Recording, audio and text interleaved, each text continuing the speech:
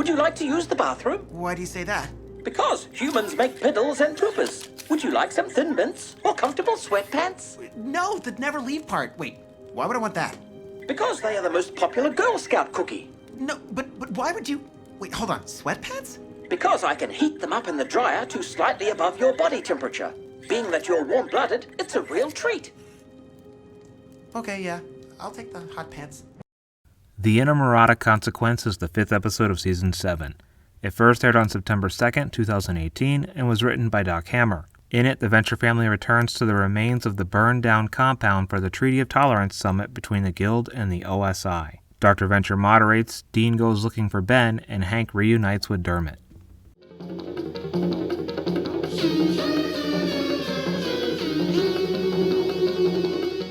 The fake dead cattle and the gas masks in the beginning of the episode are likely a reference to Steven Spielberg's Close Encounters of the Third Kind, in which the government said a certain area was contaminated to keep civilians away. In what is one of very few age-appropriate references in the entire series, Hank and Dean quote from one of the radio stations in the video game Grand Theft Auto Vice City. Hey! Grand Theft Auto Vice City! Flash FM! If nobody understands you, we do. Slash FM, music for the me generation. The ice cream cake served before the summit is a Fudgy the Whale ice cream cake, which is made in the real world by the ice cream company Carvel. Adult Swim actually partnered with Carvel to make a Brock Sampson ice cream cake from the pre-existing Fudgy the Whale shape. They even produced a commercial. For a limited time, they've got Brock Sampson, the cake. And here comes the Monarch cake as well. Yep, it's a great combination for friends and family. Shore Leave talks about James Bond wielding a BB gun, which is a true fun party fact. On the posters for From Russia with Love, Goldfinger, Thunderball, and You Only Live Twice, James Bond actually holds an LP-53 airgun, as it was the only available prop at one point in time, and ended up becoming the go-to iconic prop gun for future promotional materials. When Shore Leave says, "With a body like Arnold and a Denzel face," he's quoting from the Salt and Pepper song What a Man.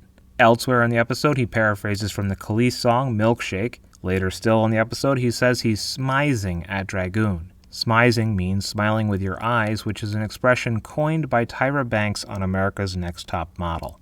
Hank refers to the pile of jackets in the hangar as the Super Jacket Crag, a reference to the mountain from the Nickelodeon game show Guts, which was originally called the Aggro Crag, then the Mega Crag, and finally the Super Aggro Crag.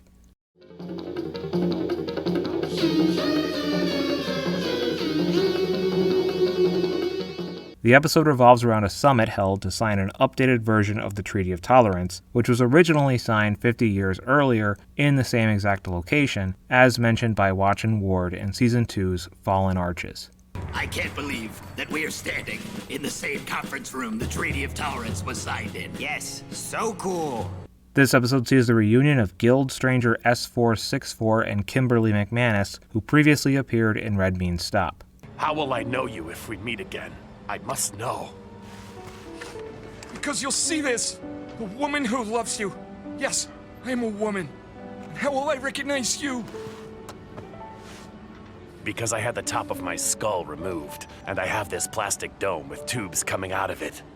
This episode also functions partly as something of a sequel to A Very Venture Halloween, since Dean attempts to visit Ben but finds Helper Model 2 instead. According to the audio commentary, Dean was originally going to run into Triana. The pile of jackets in the hangar are presumably left behind from the filming of the Jacket music video. Hank mentions that the first time he met Dermot told him his father was in Black Ops. Because you said your dad was in Black Ops when we first met. Which did indeed happen in Season 3's The Buddy System. Hey. Hey. Your mom make you come to this loser con too? I don't have a mommy. So what? I don't have a dad. He was in Black Ops. Probably went undercover to kill somebody. Hey, what was it? And finally, this episode begins a bit of an arc about the Peril Partnership, a villainous organization like the Guild of Calamitous Intent, but headquartered in Canada. The Peril Partnership was previously briefly mentioned in Fallen Arches and represented by Tiger Shark in Any Which Way But Zeus. I'm Tiger Shark. I represent the Peril Partnership. So what? The Peril Partnership's in, like, Canada. How would I even know you? Toronto. You broke my knees after I found you in bed with my...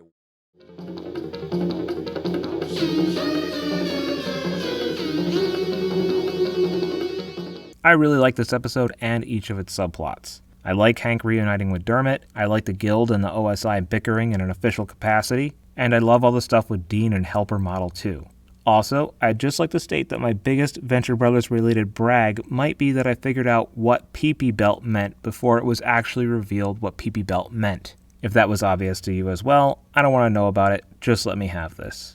But actually that brings up what I really like about this episode, what I'm going to call obvious surprises. Stuff that's surprising in the moment, but also makes complete logical sense in universe. And this episode has 3 of those moments. So first is the PP Belt, second is Dermot joining the OSI, and third is my favorite obvious surprise, Dr. Venture was cloned.